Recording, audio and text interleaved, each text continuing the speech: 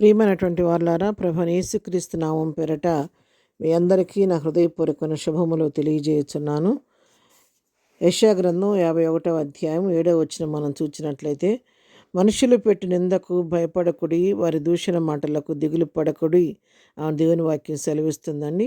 మన ఈ లోకంలో ఉన్నప్పుడు ప్రభువును ధరించుకొని ప్రభు కొరకు జీవిస్తున్నప్పుడు ఎన్నో నిందలు అవమానాలు మనకు ఎదురవుతూ ఉంటాయండి. కానీ అటువంటి పరిస్థితుల్లో మనం కృంగిపోకోకుండా మనకు ముందుగా మాదిరి ఎంచిపోయిన ప్రభువును చూసి ధైర్యం తెచ్చుకొని ముందుకు సాగిపోవాలి. మరి యెషయా గ్రంథం 49:7 మనుషుల చేత నిరాకరింపబడిన వాడుగా ప్రభువును మనం చూస్తూ ఉన్నాము.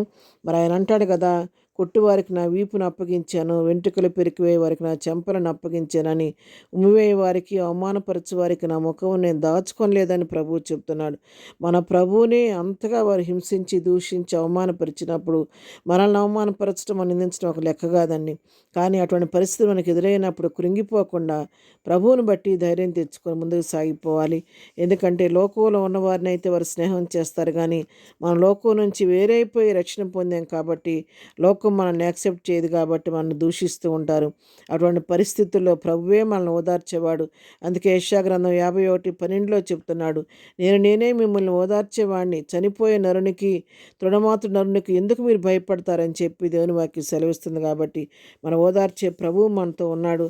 అంతేకాదు, ఈ శోధనలు అనే పుటంలో మన కొలువులో మనం పుటం వేయబడ్డప్పుడు మన యొక్క విశ్వాసం ఇంకా అంతకంతకి అభివృద్ధి చెందుద్దండి. ఇది శ్రమ ఓర్పు పరీక్ష నిరీక్షను కలుగు చేయనని చెప్పినట్లుగా శ్రమయందు మనం ఇంకా అతిశయపడవలసిన వారుగా ఉన్నాము. మరి 1వ పేతురు పత్రిక 4వ అధ్యాయంలో మనం చూస్తే 16వ వచనంలో, ఎవడైనాను క్రైస్తవుడైనందుకు బాధ అనుభవించినడలా అతడు సిగ్గుపడక ఆ పేరుని బట్టియే దేవుని మహింపరచమని దేవుని వాక్యం సెలవిస్తుంది. కాబట్టి దేవుని గురించి కునిగిపోకుండా మనకు ఎదురవుతున్న నిందల అవమానాలను బట్టి ప్రభువును స్తుతిస్తూ ప్రభు మన కొరకు సిద్ధపరిచినటువంటి ఆ జీవకిరీటం కొరకు సిద్ధపడదాం. అలాంటి కృప ధన్యత ప్రభు మనకందరికీ దయచేయను గాక. ఆమెన్.